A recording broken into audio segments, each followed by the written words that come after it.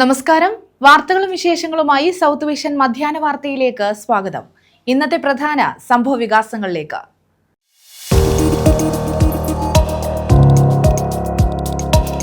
Social media വഴി പരിചയപ്പെട്ട പെൺകുട്ടിയെ പീഡിപ്പിച്ച് ദൃശ്യങ്ങൾ പ്രചരിപ്പിച്ചു. കേസിൽ ബിരുദ വിദ്യാർത്ഥി അറസ്റ്റിൽ. അഞ്ചൽ ഏരൂർ നെട്ടയംകോണത്ത് സ്വദേശി അർജുൻ കൃഷ്ണനാണ് അറസ്റ്റിലായത്.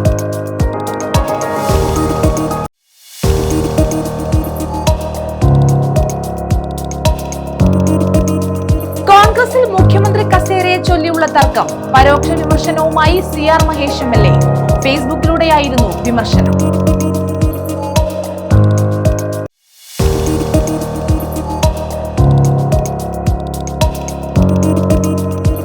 കേരളത്തിൽ അൾട്രാ വയലറ്റ് വികിരണം വർദ്ധിക്കുന്നു.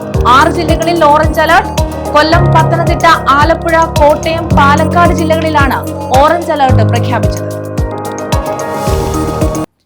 വിശദമായ വാർത്തകളിലേക്ക്.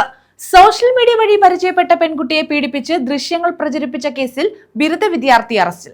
അഞ്ചൽ ഏരൂർ നെട്ടയംകോണത്ത് സ്വദേശി അർജുൻ കൃഷ്ണനാണ് അറസ്റ്റിലായത്. 2024 പ്രതി പെൺകുട്ടിയുമായി സൗഹൃദത്തിലാകുന്നത്. തുടർന്ന് വിവിധ സ്ഥലങ്ങളിൽ എത്തിച്ച് പീഡിപ്പിക്കുകയും മൊബൈൽ ക്യാമറയിൽ ദൃശ്യങ്ങൾ രഹസ്യമായി പകർത്തി സൂക്ഷിക്കുകയും ചെയ്തു. പെൺകുട്ടിയുമായി അകന്ന ശേഷം ദൃശ്യങ്ങൾ പെൺകുട്ടിയുടെ സുഹൃത്തിന് അയച്ചു നൽകുകയായിരുന്നുവെന്ന് പോലീസ് പറഞ്ഞു. സാമൂഹ്യ മാധ്യമങ്ങളിലൂടെ പരിചയപ്പെട്ട പെൺകുട്ടിയെ പീഡിപ്പിച്ച് ദൃശ്യങ്ങൾ പ്രചരിപ്പിച്ച കേസിലാണ് ബിരുദ വിദ്യാർത്ഥിയെ അറസ്റ്റ് ചെയ്തത്. അഞ്ചൽ ഏരൂർ നെട്ടയംകോണത്ത് AS മന്ദിരത്തിൽ 21കാരനായ അർജുൻ കൃഷ്ണനാണ് അറസ്റ്റിലായത്. 2024 ഇയാൾ പെൺകുട്ടിയുമായി സൗഹൃദത്തിലാകുന്നത്. തുടർന്ന് വിവിധ സ്ഥലങ്ങളിലെത്തിച്ച് പീഡിപ്പിക്കുകയും മൊബൈൽ ക്യാമറയിൽ ദൃശ്യങ്ങൾ പകർത്തി സൂക്ഷിക്കുകയും ചെയ്തയാൾ പെൺകുട്ടിയുമായി അകന്ന ശേഷം ദൃശ്യങ്ങൾ പെൺകുട്ടിയുടെ സുഹൃത്തിന് അയച്ചു നൽകുകയായിരുന്നുവെന്ന് പോലീസ് പറഞ്ഞു.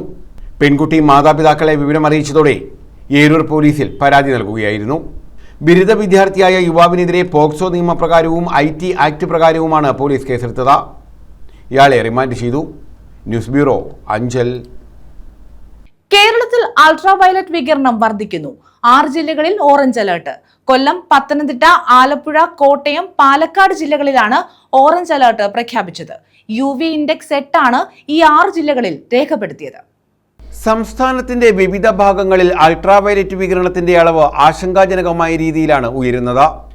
സംസ്ഥാന ദുരന്ത നിവാരണ അതോറിറ്റി പുറത്തുവിട്ട ഏറ്റവും പുതിയ കണക്കുകൾ പ്രകാരം പത്തനംതിട്ട, ആലപ്പുഴ, കോട്ടയം, ഇടുക്കി, കൊല്ലം, പാലക്കാട് ജില്ലകളിൽ ഓറഞ്ച് അലർട്ട് പുറപ്പെടുവിച്ചു. വ്യാഴാഴ്ച പുറത്തുവിട്ട കണക്കുകൾ പ്രകാരം UV ഇൻഡെക്സ് 8 രേഖപ്പെടുത്തിയ 6 ജില്ലകളിലാണ് ഓറഞ്ച് അലർട്ട് പ്രഖ്യാപിച്ചത്. ഈ മേഖലകളിൽ സൂര്യപ്രകാശം നേരിട്ടേൽക്കുന്നത് ആരോഗ്യ പ്രശ്നങ്ങൾക്ക് കാരണമായേക്കാമെന്ന് ചൂണ്ടിക്കാണിക്കപ്പെടുന്നു. കൊല്ലം ജില്ലയിൽ കൊട്ടാരക്കരയും, പത്തനംതിട്ടയിൽ കോന്നിയും, ആലപ്പുഴ ജില്ലയിൽ ചെങ്ങന്നൂരും, കോട്ടയം ജില്ലയിൽ ചങ്ങനാശ്ശേരിയും, ഇടുക്കി ജില്ലയിൽ മൂന്നാറും, പാലക്കാട് ജില്ലയിൽ തൃത്താലയിലുമാണ് ഓറഞ്ച് അലർട്ട്.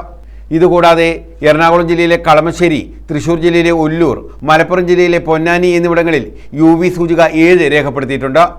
ഇവിടെ മഞ്ഞ അലർട്ടാണ് നൽകിയിട്ടുള്ളത്. കോഴിക്കോട്, വയനാട് ജില്ലകളിൽ സൂചിക 6 UV സൂചിക ഉയരുന്നത് സൂര്യാതപം, ചർമ്മരോഗങ്ങൾ എന്നിവയ്ക്ക് കാരണമാകും. നിലവിലെ സാഹചര്യത്തിൽ പൊതുജനങ്ങൾ ജാഗ്രത പാലിക്കണമെന്ന് ദുരന്ത നിവാരണ അതോറിറ്റി അറിയിച്ചു. തുടർച്ചയായി കൂടുതൽ സമയം അൾട്രാവയലറ്റ് രശ്മികൾ ശരീരത്തിലേൽക്കുന്നത് സൂര്യാതപത്തിനും ത്വക്ക് രോഗങ്ങൾക്കും നേത്രരോഗങ്ങൾക്കും മറ്റ് ആരോഗ്യ പ്രശ്നങ്ങൾക്കും കാരണമാകാം. പൊതുജനങ്ങൾ സുരക്ഷാ മുൻകരുതലുകൾ സ്വീകരിക്കണം. രാവിലെ 10 മുതൽ ഉച്ചകഴിഞ്ഞ് 3 വരെയുള്ള സമയങ്ങളിലാണ് ഉയർന്ന അൾട്രാവയലറ്റ് സൂചിക രേഖപ്പെടുത്തുന്നത്.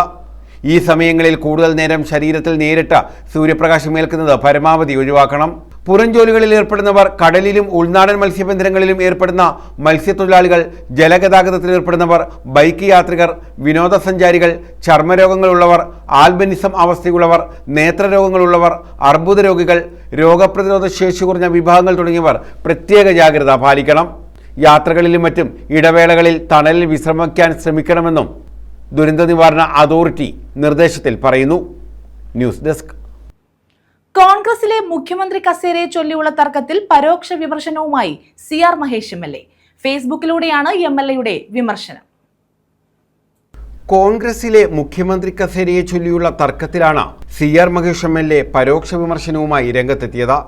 ഫേസ്ബുക്കിലൂടെയായിരുന്നു CR മഹേഷ് MLAയുടെ വിമർശനം. ആലിംഗ പഴുക്കുമ്പോൾ കാക്കയ്ക്ക് വായിൽ പുണ്ണ് എന്ന് പണ്ട് അമ്മൂമ്മ പറഞ്ഞു കേട്ടിട്ടുണ്ട്. അങ്ങനെ ആവാതിരിക്കട്ടെ എന്ന് പ്രത്യാശിക്കാമെന്നായിരുന്നു CR മഹേഷ് MLAയുടെ ഫേസ്ബുക്ക് പോസ്റ്റ്. UDF അധികാരത്തിലെത്തിയാൽ മുഖ്യമന്ത്രി കസേരയ്ക്കായി VD സതീശൻ, KC വേണുഗോപാൽ, രമേശ് ചെന്നിത്തല തുടങ്ങിയവരുടെ പേരുകൾ ഓരോ നേതാക്കന്മാരും സജീവമായി ചർച്ച ചെയ്യുന്നുണ്ട്. പരസ്യമായ ഇത്തരത്തിലുള്ള പോസ്റ്റുകളും പരാമർശങ്ങളും UDFനെ വെട്ടിലാക്കിയിരിക്കുകയാണ്. ഈ സാഹചര്യത്തിലാണ് കോൺഗ്രസിലെ യുവ നേതാവായ CR മകേഷ് MLAയുടെ ഫേസ്ബുക്ക് പ്രതികരണം. News bureau, Karunagappally. മിനി MCFകളിൽ മാലിന്യം നിറഞ്ഞു കവിയുന്നു. കരുനാഗപ്പള്ളി നഗരസഭ വിവിധ സ്ഥലങ്ങളിൽ സ്ഥാപിച്ചിട്ടുള്ള മിനി MCFകളാണ് നിറഞ്ഞു കവിയുന്നത്. MCFിൽ നിന്നും മാലിന്യങ്ങൾ തെരുവു നായ്ക്കൾ കടിച്ചെടുത്ത് പരിസര പ്രദേശങ്ങളിൽ കൊണ്ടിടുന്നതും പതിവാണ്. കരുനാഗപ്പള്ളി നഗരസഭയുടെ വിവിധ കേന്ദ്രങ്ങളിൽ സ്ഥാപിച്ചിട്ടുള്ള മിനി MCFകളാണ് മാലിന്യങ്ങൾ നിറഞ്ഞ സ്ഥിതിയിലുള്ളത്. മരുതൂർ കുളങ്ങര കൈത്തറി സംഘത്തിന് സമീപം സ്ഥാപിച്ചിട്ടുള്ള MCFിൽ നിന്നുള്ള മാലിന്യങ്ങൾ തെരുവു നായ്ക്കൾ കടിച്ചെടുത്ത് പരിസര പ്രദേശങ്ങളിൽ കൊണ്ടിടുന്നത് സമീപവാസികൾക്ക് ദുരിതമായി മാറിയിട്ടുണ്ട്. MCFകളിൽ നിന്നും മാലിന്യം ശേഖരിക്കാൻ നഗരസഭയുടെ വാഹനങ്ങൾ ഇപ്പോൾ വിട്ടുനൽകാത്തതാണ് യഥാസമയം മാലിന്യങ്ങൾ നീക്കം ചെയ്യാത്തതിന് തടസ്സമായി ചൂണ്ടിക്കാണിക്കപ്പെടുന്നത്. ഹരിതകർമ്മസേനാംഗങ്ങൾ സ്വന്തം നിലയിൽ മാലിന്യം ശേഖരിച്ച് സംഭരണ കേന്ദ്രങ്ങളിൽ എത്തിക്കേണ്ട സ്ഥിതിയാണ് നിലവിലുള്ളതെന്നാണ് അറിയുന്നത്. നഗരസഭാ അധികൃതരുടെ അനാസ്ഥയാണ് നിലവിൽ മാലിന്യങ്ങൾ നിറഞ്ഞ് കവിയാൻ കാരണം. News bureau, Karunagappally. SSLC higher secondary പരീക്ഷകളുടെ മൂല്യനിർണ്ണയം 17-ന് തുടങ്ങും. 89 ക്യാമ്പുകളിലായി 24,000 അധ്യാപകരാണ് മൂല്യനിർണ്ണയത്തിൽ പങ്കാളികളാകുന്നത്. മെയ് 2-ന് മൂല്യനിർണ്ണയം പൂർത്തീകരിച്ച് മെയ് 2-ാം വാരം പരീക്ഷാ ഫലം പ്രഖ്യാപിക്കും. നിയമസഭാ തെരഞ്ഞെടുപ്പിന്റെ പശ്ചാത്തലത്തിൽ പുനഃക്രമീകരിച്ച SSLC ഹയർ സെക്കൻഡറി പരീക്ഷകളുടെ മൂല്യനിർണ്ണയമാണ് വ്യാഴാഴ്ച ആരംഭിക്കുന്നത്.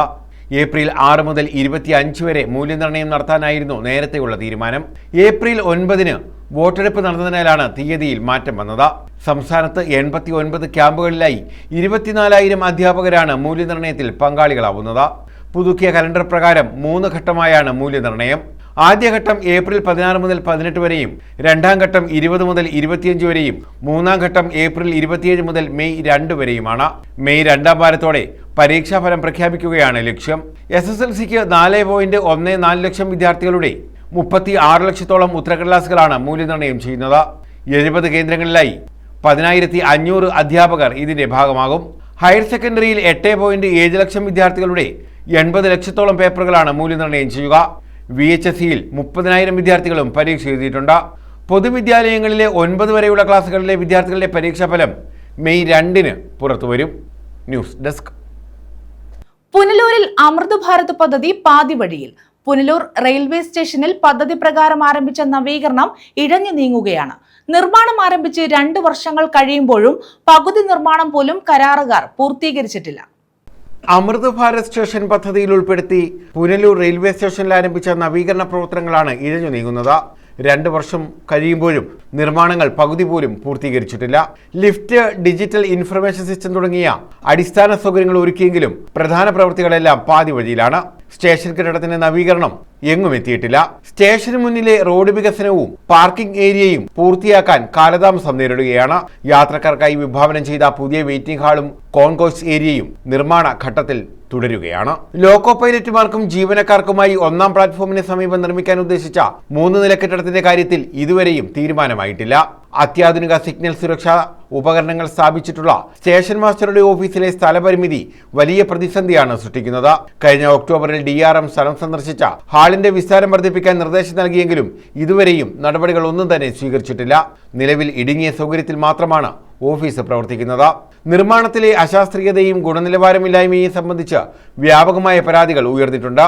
ഇതേ തുടർന്ന് മധുര ഡിവിഷണൽ മാനേജർ ഓം പ്രകാശ് വീണ 2 തവണ പരിശോധന നടത്തിയിരുന്നു.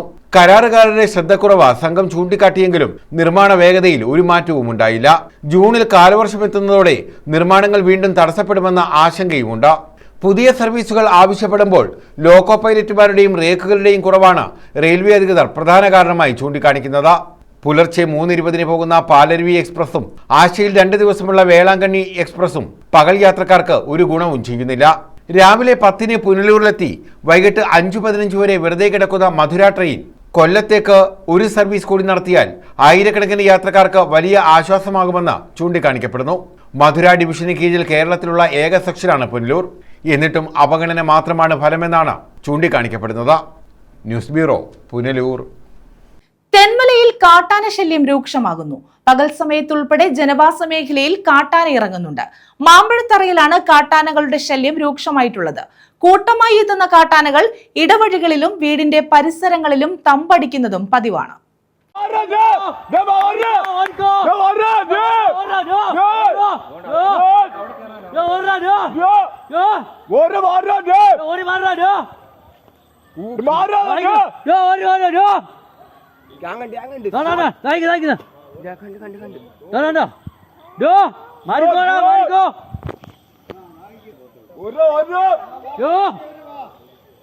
ആന കയറി മേളിൽ കയറി. കാട്ടാന ശല്യത്താൽ പൊറുതിമുട്ടുകയാണ് തെന്മല മാമ്പഴത്തറ ഗ്രാമം. പകലന്തിയോളം കൂട്ടമായി എത്തുന്ന ആനകൾ ഇടവഴികളിലും വീടിന്റെ പരിസരത്തുമായി തമ്പടിക്കുകയാണ്. ഇതോടെ നാട്ടുകാർക്ക് പുറത്തിറങ്ങാനാകുന്നില്ല.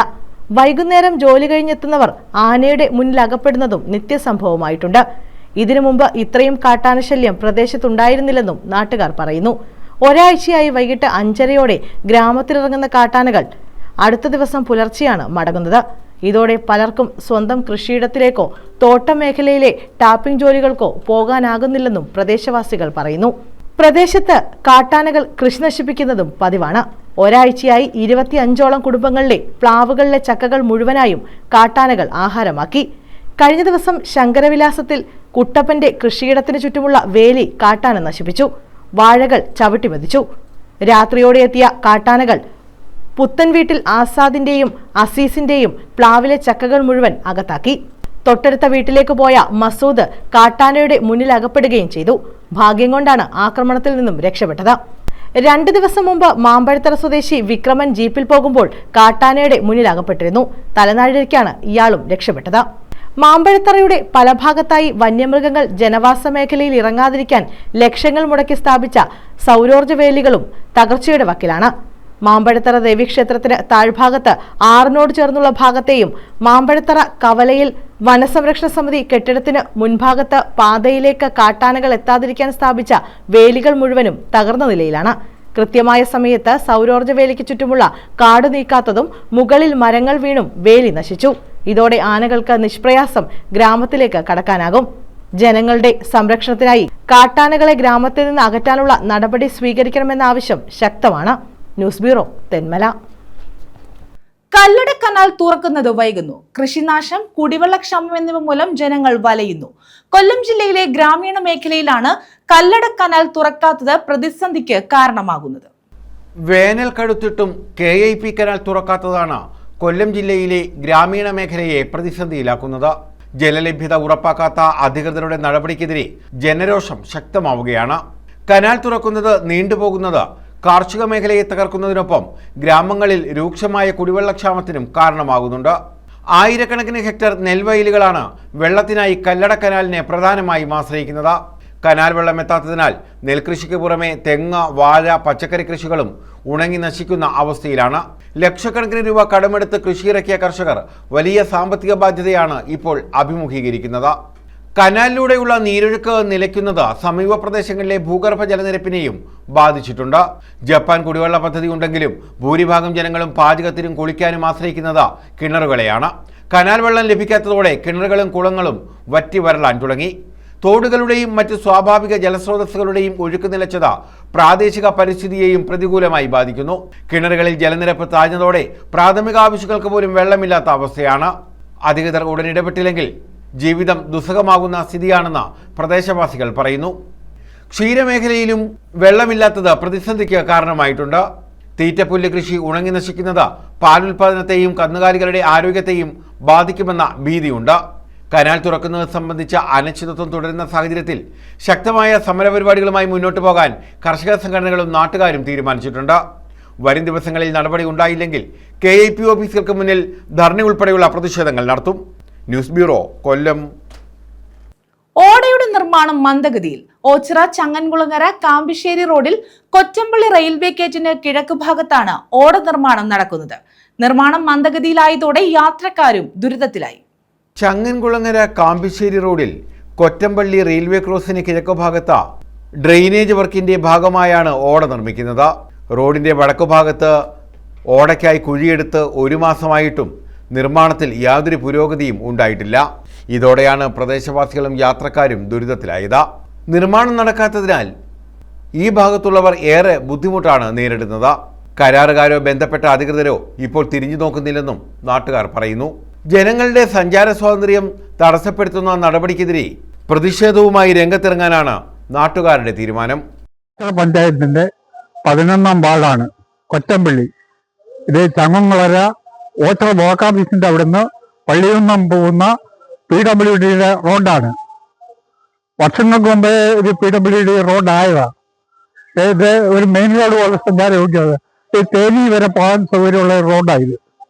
കിഴക്കോട്ടുള്ള മടത്തി സ്കൂളിൻ്റെ അടുത്തുള്ള പ്രധാന റോഡാണ്. PWD റോഡാണ്. PWDക്കാർ പറഞ്ഞ് ഓട നവീകരണം എന്ന് പറഞ്ഞ് കീറിയിട്ടിട്ട് 1.5 മാസമാവും. ഞങ്ങൾ 5-6 വീട്ടുകാർ അങ്ങോട്ടും ഇങ്ങോട്ടും പോകാൻ ബുദ്ധിമുട്ടുന്നുണ്ട്. ഓരോരുത്തരും ഇവിടെ ഹോസ്പിറ്റലിൽ പോകുമ്പോഴും കാർ വെളിയിലോട്ട് ഇറക്കാൻ പറ്റാത്ത കണ്ടീഷൻ ഇരിക്കുകയാണ്. ഇത് വേണ്ട നടപടികൾ എത്രയും പെട്ടെന്ന് സ്വീകരിക്കാം. സഞ്ചാര സ്വാതന്ത്ര്യം ഉൾപ്പെടെ തടസ്സപ്പെട്ടുകൊണ്ട് കുറച്ച് വീട്ടുകാർ ഈ ദുരിതം അനുഭവിച്ചുകൊണ്ടിരിക്കുക. അപ്പൊ ഇതിന് അടിയന്തരമായിട്ട് ബന്ധപ്പെട്ട അധികാരികൾ ഒരു പരിഹാരം കണ്ടെത്തിയില്ലെങ്കിൽ ശക്തമായ പ്രതിഷേധം ഈ പ്രദേശത്തുള്ള ആളുകളെ കൂട്ടിച്ചേർത്ത് നമുക്ക് മുന്നോട്ട് നടത്തേണ്ടതായിട്ട് വരും. കാരണം ഇത് നമ്മൾ ഇത് കണ്ടാൽ മനസ്സിലാവും. ഇവിടെ നിരന്തരം മഠത്തിൽ സ്കൂളിലെ ഉൾപ്പെടെയുള്ള പിള്ളേർ വന്നുകൊണ്ടിരുന്ന ഒരു വഴിയാണ്. ഇപ്പൊ ഈ വേനൽക്കാലം ആയതുകൊണ്ട് അവധി ആയതുകൊണ്ട് മാത്രമാണ് അത്തരത്തിൽ പിള്ളേരൊന്നും ഇപ്പൊ ഇല്ലാത്തത്. പക്ഷെ രാത്രി കാലങ്ങളടക്കം നിരന്തരം യാത്രക്കാർ പോയിക്കൊണ്ടിരിക്കുന്ന ഒരു പ്രധാനപ്പെട്ട ഒരു പാതയാണ്.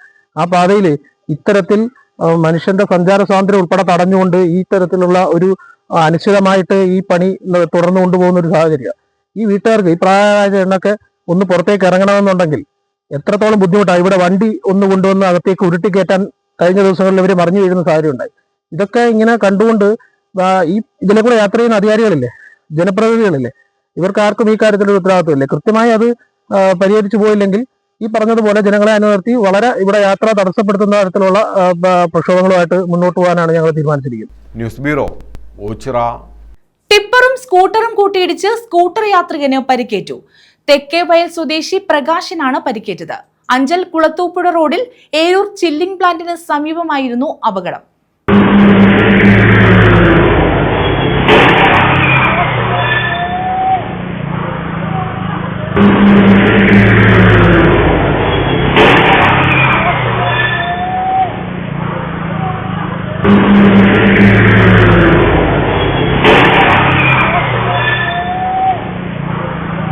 അഞ്ചൽ കുളത്തൂപ്പുഴ മലയോര പാതയിൽ ഏരൂർ ചില്ലിംഗ് പ്ലാന്റിന് സമീപം ബുധനാഴ്ച രാവിലെയായിരുന്നു അപകടം.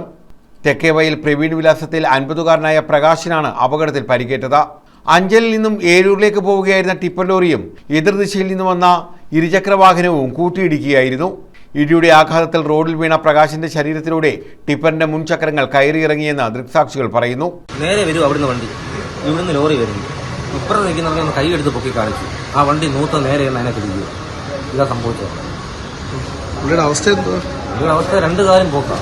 അതിലെ കൂടെ വണ്ടി കയറി ഒന്നാൽ തലയ്ക്കും ചെറിയൊരു പൊട്ടലുണ്ട്. തലയ്ക്ക് മൊത്തം ഫുൾ സ്കാനിങ്ങാണ്. വെന്റിലേറ്ററല്ല, കുഴപ്പമൊന്നുമില്ല. ആശുപത്രി മെഡിക്കലിൽ കൊണ്ടുപോയി. ആംബുലൻസ് ഇല്ലാത്തൊരു താമസം അതേപോലെ. ഓടിയെത്തിയ നാട്ടുകാർ ഉടൻ തന്നെ പ്രകാശിനെ അഞ്ചലിലെ സ്വകാര്യ ആശുപത്രിയിലും തുടർന്ന് തിരുവനന്തപുരം മെഡിക്കൽ കോളേജ് ആശുപത്രിയിലും പ്രവേശിപ്പിച്ചു. കൊട്ടിയത്തെ ഭാര്യാഗൃഹത്തിലേക്ക് പോകുമ്പോഴായിരുന്നു അപകടം. റബ്ബർ ടാപ്പിംഗ് തൊഴിലാളിയാണ് പ്രകാശ്. ഏരൂർ പോലീസ് മേൽ നടപടികൾ സ്വീകരിച്ചു. News bureau, Anchal. പ്രധാന വാർത്തകൾ വീണ്ടും.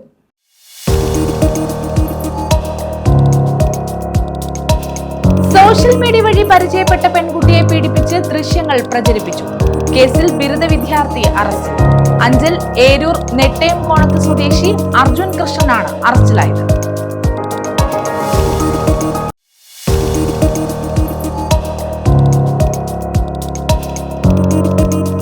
കോൺഗ്രസിൽ മുഖ്യമന്ത്രി കസേരയെ ചൊല്ലിയുള്ള തർക്കം. പരോക്ഷ വിമർശനവുമായി CR മഹേഷ് MLA. ഫേസ്ബുക്കിലൂടെയായിരുന്നു വിമർശനം.